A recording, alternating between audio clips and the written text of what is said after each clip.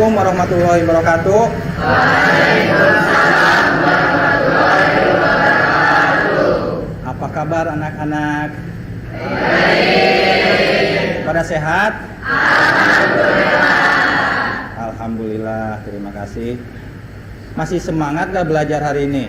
Masih. Coba Bapak cek semangat kalian sampai mana dengan yel-yel yang kita buat ya. Historical. Oke, tepuk tangan. Oke, sebelumnya coba cek kondisi kelasnya. Kalau ada sampah, ambil terus buang biar pembelajarannya lebih nyaman. So, kondisikan dulu sampahnya.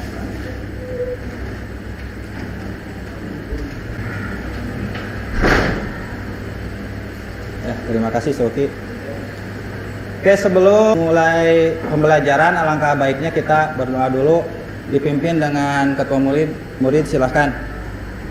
Sebelum kita mulai pembelajaran, agar diberi kemudahan dan kelancaran, mari kita berdoa sesuai agama masing-masing. Mulai.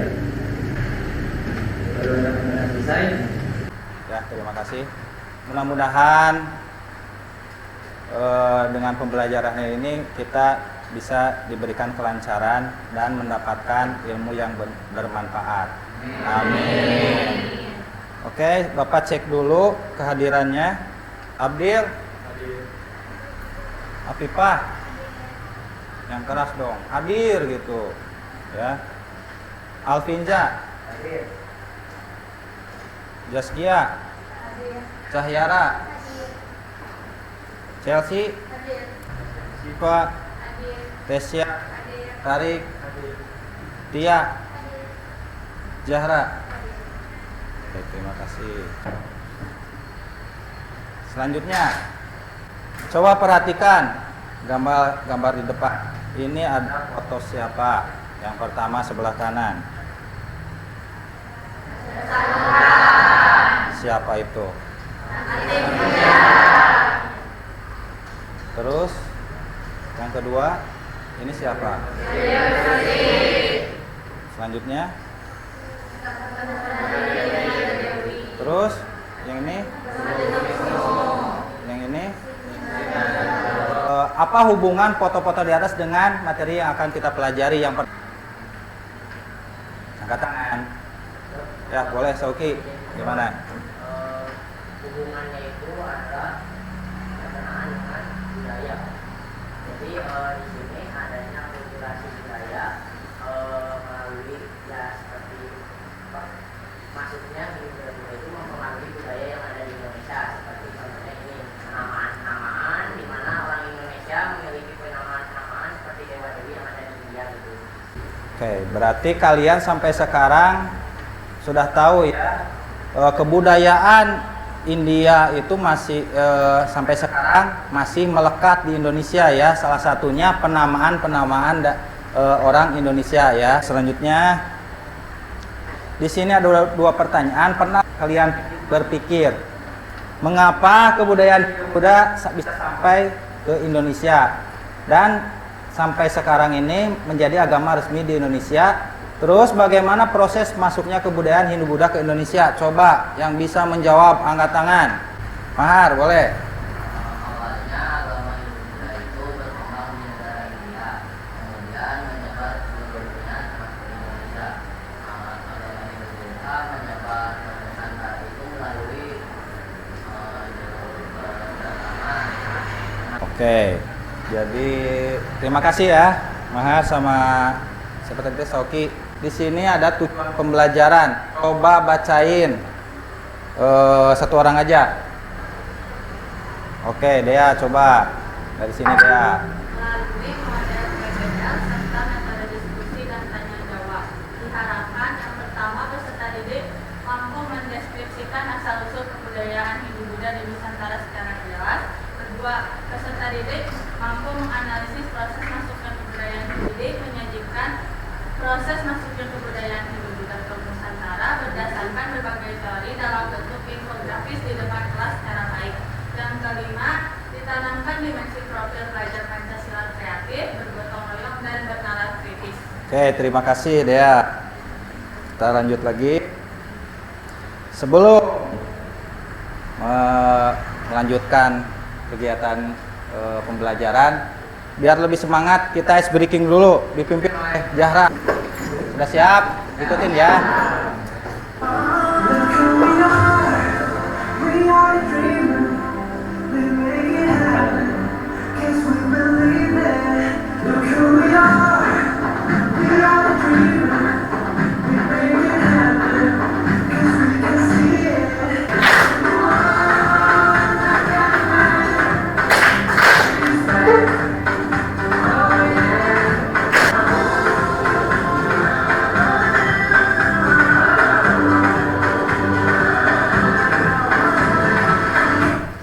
Oke, terima kasih. Kita lanjut lagi. Selanjutnya langkah-langkah pembelajaran menggunakan model problem based learning, jadi pemecahan masalah ya. Materinya tentang teori masuknya kebudayaan Hindu-Buddha ke Nusantara. Secara umum, langkah-langkah pembelajaran ini ada 3 tahap ya. Yang pertama, orientasi pada masalah. Jadi Bapak akan menyajikan masalah ada di LKPD ya, yang harus diselesaikan secara berkelompok. Terus yang kedua ada diskusi. Jadi secara berkelompok kalian harus berdiskusi menyelesaikan permasalahan yang Bapak kasih. Nanti permasalahannya ada di LKPD ya. Terus membuat infografis nanti sebagai media presentasi kalian ya. Oke, selanjutnya kegiatan inti ya. Sebelumnya seperti biasa kita literasi dulu sebelum memasuki materi selanjutnya. Sok buka barcode-nya, scan barcode-nya, baca selama 5 menit.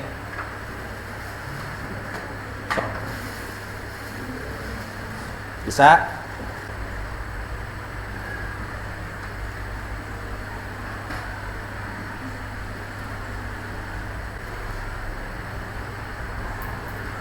Itu yang belakang kenapa ngobrol? Sok baca-baca, jangan ngobrol ya. Baca dulu.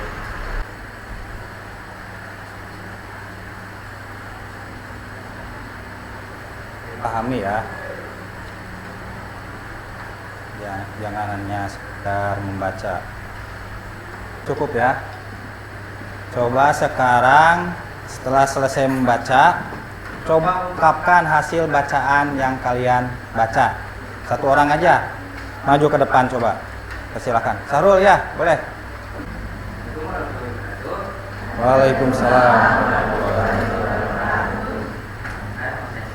Saya akan memaparkan hasil yang saya dapat dari bacaan ini. Jadi yang saya pelajari ada beberapa teori, maksudnya kebudayaan atau agama Hindu-Buddha ke Indonesia. Salah satunya ada beberapa, yaitu seperti teori Waisya, terus teori Brahmana, teori arus balik, dan teori Ksatria. Oke. Terima kasih, tepuk tangan. Sarul. Oke, selanjutnya coba tonton video di depan ya, perhatikan. Amati video tersebut ya.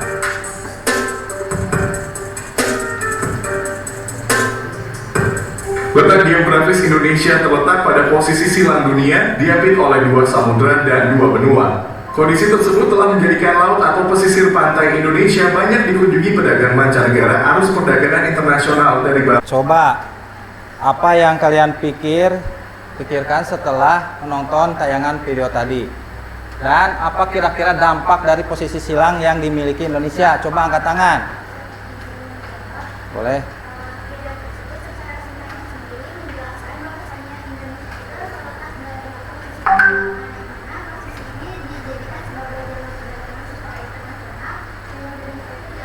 Oke, terima kasih, bagus. Ya, tepuk tangan buat Deva. Jadi posisi silang itu di Indonesia itu jadi dilewati dari timur ke barat ya.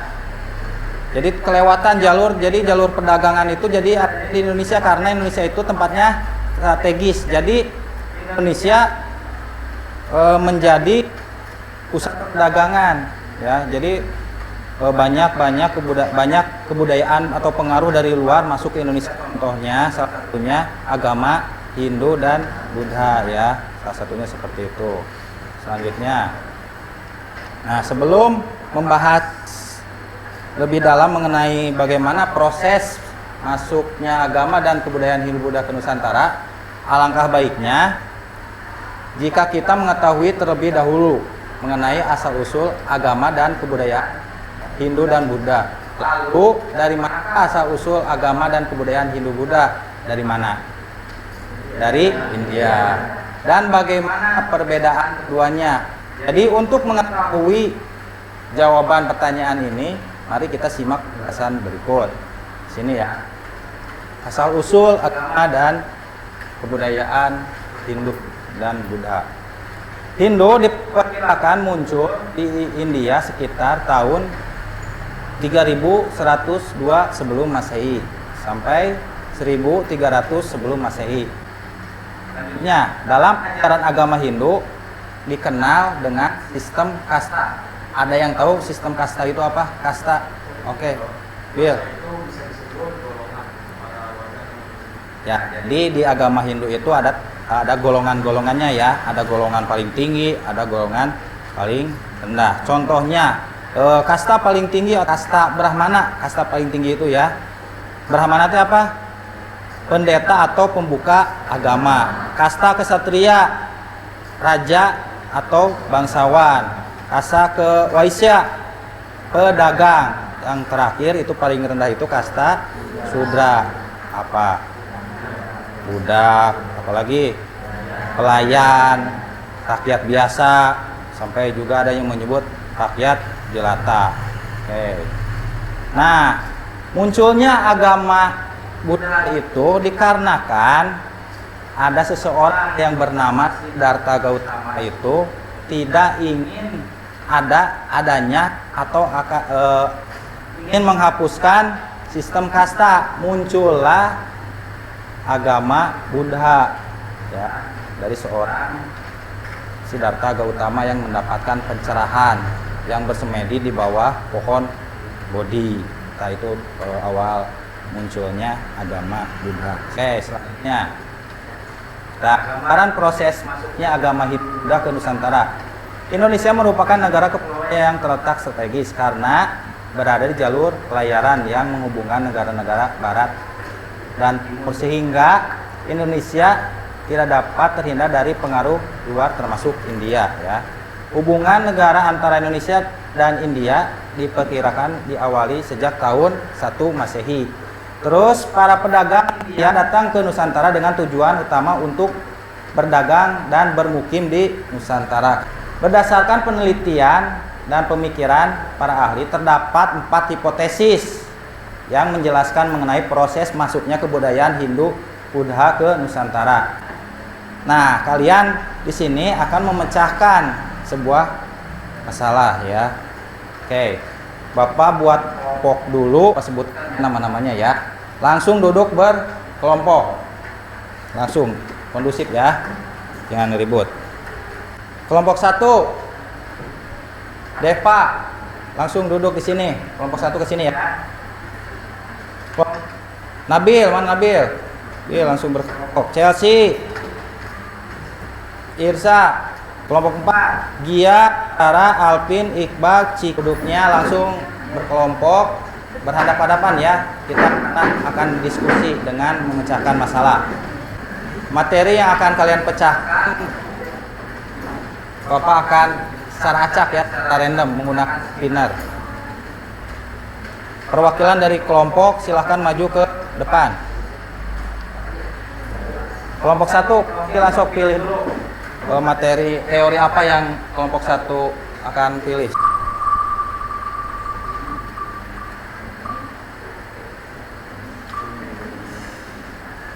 Oke, Satria. Berarti selanjutnya kelompok 4 teori yang sisanya. Berarti Waisya.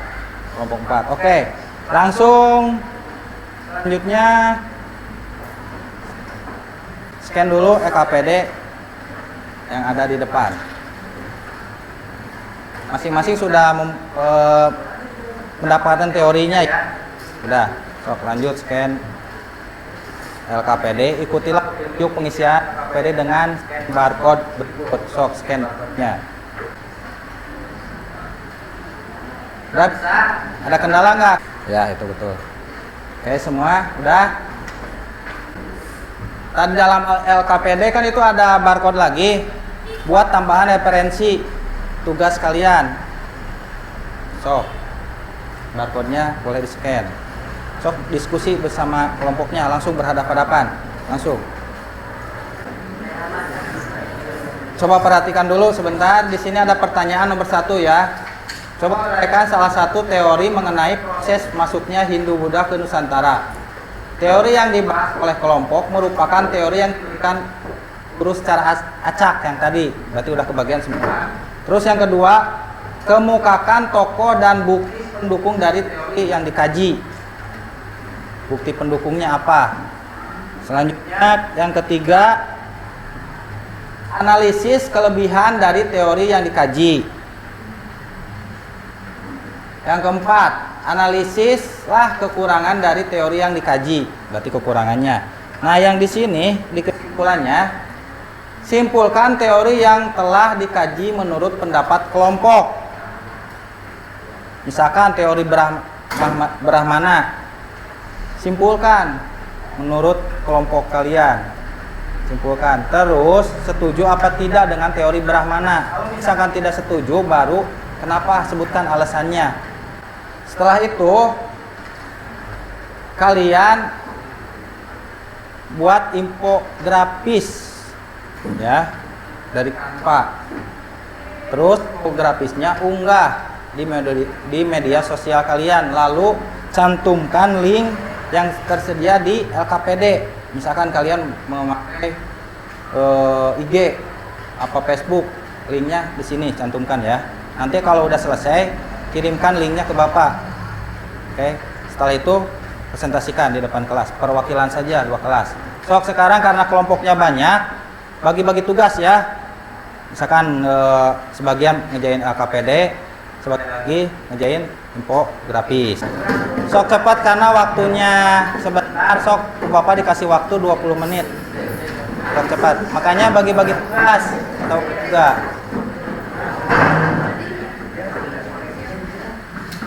Sok bagi-bagi tugas biar cepat selesai. Nanti persiapkan yang presentasi 2 orang. Sok diskusikan.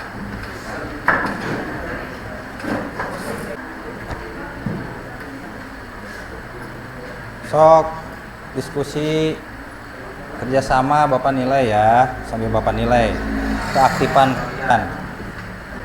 Jangan lupa di save ya, di KPD-nya di save kalau mau dikirim.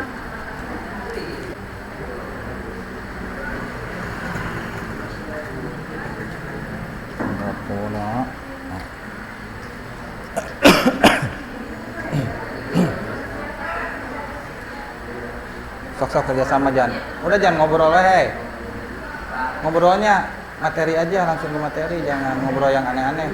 Sok cepat ya, diskusikan.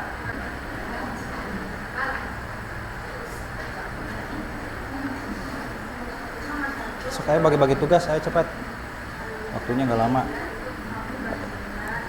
Bikin sebagus mungkin infografisnya ya. Udah. So, kalau udah, kelompok teori Brahmana dulu yang ke depan. Perwakilan saja ya. Linknya coba kirimin ke Bapak biar tampilkan nanti di depan.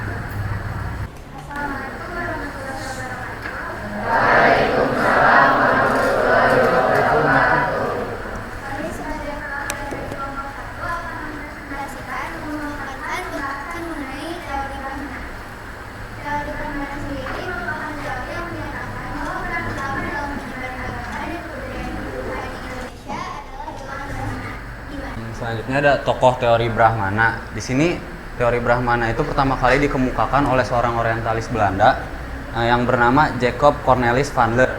Dia itu seorang ahli sejarah yang banyak menulis karya tentang Indonesia, terutama pada masa Hindu-Buddha. Kelebihan dari teori ini sendiri adanya pengaruh agama Hindu-Buddha dalam sistem pemerintahan, hukum, dan juga budaya Indonesia. Contohnya adalah konsep raja sebagai dewa, deva. Untuk kekurangannya, di sini ada larangan bagi golongan Brahmana untuk menyeberangi lautan. Mungkin sekian ada yang ingin ditanyakan?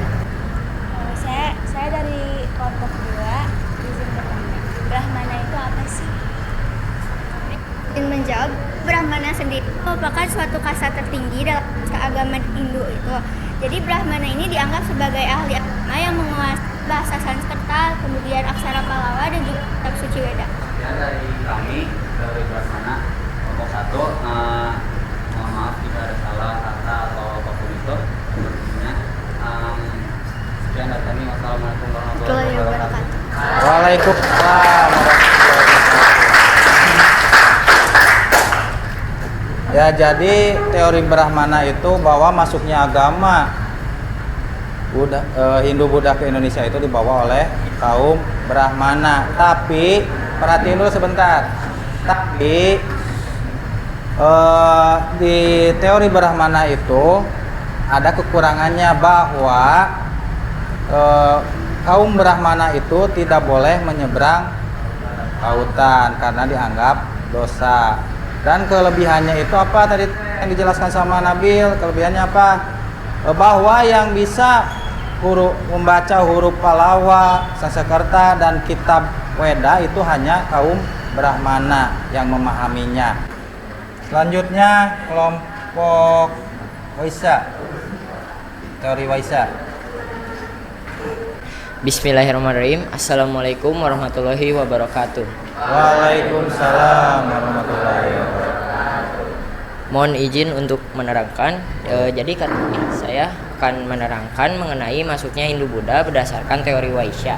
Teori Waisya ini dikemukakan oleh Nicholas Johannes Crom. Jadi Hindu dan Buddha itu adalah dua agama yang masuk ke kawasan Asia Tenggara pada masa lampau, dan teori Waisya menjelaskan tentang peran penting perdagangan dalam penyebaran agama Hindu dan Buddha.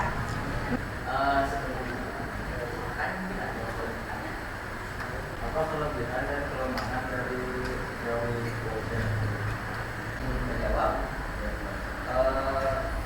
Kelebihan dan kelemahan dari teori Waisya. Pertama, kita mulai dari kelemahan. Kelemahannya yaitu para pedagang tidak mengerti bahasa Sanskerta dan huruf Pallawa. Karena para pedagang itu kalau nggak salah nggak boleh membaca kitab Weda. Dalam pengkataannya mereka itu nggak boleh membaca kitab Weda, sehingga sangat mustahil bagi para pedagang untuk mengerti bahasa Pallawa. Jadi intinya gini ya. Masuknya Hindu-Buddha ke Indonesia itu ada 4 teori. Yang pertama ada teori Brahmana. Teori Brahmana bisa saja menyebarkan ke sini, cuman kelemahannya kenapa yang tadi disebutkan sama teman-teman, tidak bisa menyeberang pulau laut ya, karena dianggap sebuah dosa besar. Terus yang mengerti dan yang berhak menyebarkan agama Hindu itu adalah kaum Brahmana. Paham nggak sampai sini masuk? Jadi kesatria juga, misalkan teori kesatria juga, tapi kan tidak berhak menyebarkan agama karena yang mengerti itu dengan bahasa Pallawa, bahasa Sanskerta, yang mengerti kitab Weda itu hanya kaum Brahmana, seperti itu ya. Terus yang ketiga teori Waisya, pedagang. Balik lagi, yang berhak menyebarkan agama Hindu itu berarti kaum Brahmana, balik lagi kan ke atas, dan yang mengertinya juga dengan kitab dan bahasanya itu kaum Brahmana. Terus persebaran agama dan kebudayaan Hindu-Buddha itu berarti oleh siapa? Oleh orang Indonesia sendiri yang tertarik dengan agama. Hindu dan Buddha. Seperti itu ya. Oke, coba mari kita simpulkan materi yang telah dibahas hari ini. Coba satu orang angkat tangan kesimpulan dari materi yang dibahas. Coba Syahrul. Jadi kesimpulan materinya itu di sini tuh kita tuh belajar bahwa ada banyak teori seperti teori Brahmana, Ksatria, teori arus balik, dan teori Vaishya. Teori masuknya kebudayaan atau agama Hindu Buddha ke Indonesia. Dan yang seperti tadi Bapak bilang, kalau misalkan kesimpulannya itu kalau yang ngajarin Nusantara Hindu itu agama Hindu Buddha itu orang Indonesia sendiri. Karena kalau misalkan dari Ksatria itu tidak bisa kayak menyebarluaskan agama, karena yang bisa itu cuma Brahmana itu sama pedagang juga, Vaishya itu juga sama. Ya, berarti oleh orang Indonesia sendiri yang tertarik dengan agama kebudayaan Hindu dan Buddha. Oke, selanjutnya refleksi. Coba pelajaran atau nilai baik apa yang kamu dapat hari ini? Ya, Soki. Ya. Pelajaran dan nilai yang saya dapat pada hari ini bahwa kita harus mengkaji suatu teori secara benar-benar. Jadi sebanyak apapun teori kita harus cari kebenarannya agar menemukan hasil yang mutlak dan pasti. Karena walaupun ada banyak teori, kalau itu tidak benar kan nggak bisa digunakan untuk membenarkan suatu fakta yang telah ada. Jadi jangan cepat percaya dengan teori-teori yang dikemukakan oleh orang-orang. Kita cari kebenarannya terlebih dahulu. Ya, bagus. Terus, apakah kamu dapat memahami materi hari ini? Ya, oke, terima kasih. Terus selanjutnya, apa yang kamu rasakan setelah belajar hari ini? Di sini Emo. Yang mana? Pilih. Ini yang keren. Oke, terima kasih. Tepuk tangan. Oke, untuk evaluasinya di sini ada soal kuisis ya. Seberapa paham kalian setelah memahami pelajaran hari ini? Sok langsung ke kuisis. Baru 2 orang yang masuk. Bapak udah share ya di itu alamat linknya. 3 orang. Cepat. Langsung saja ya, mulai ya.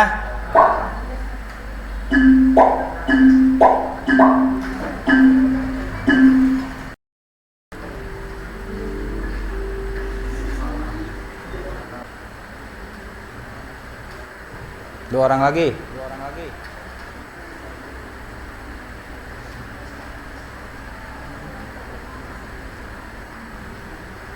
Udah selesai ya.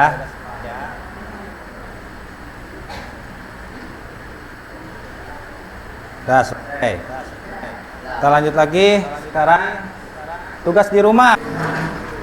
Pelajari melalui kegiatan literasi mengenai bentuk akulturasi kebudayaan Hindu dan Buddha dengan kebudayaan asli Indonesia.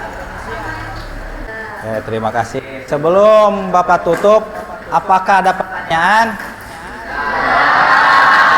Oke, kalau tidak ada, kita ketemu lagi minggu depan. Kita berdoa dulu, dipimpin seperti biasa oleh KM. Kita memulai pembelajaran hari ini, baiknya berat selesai. Ya, alhamdulillah. Dilanjut lagi ya minggu depan. Terima kasih. Assalamualaikum warahmatullahi wabarakatuh.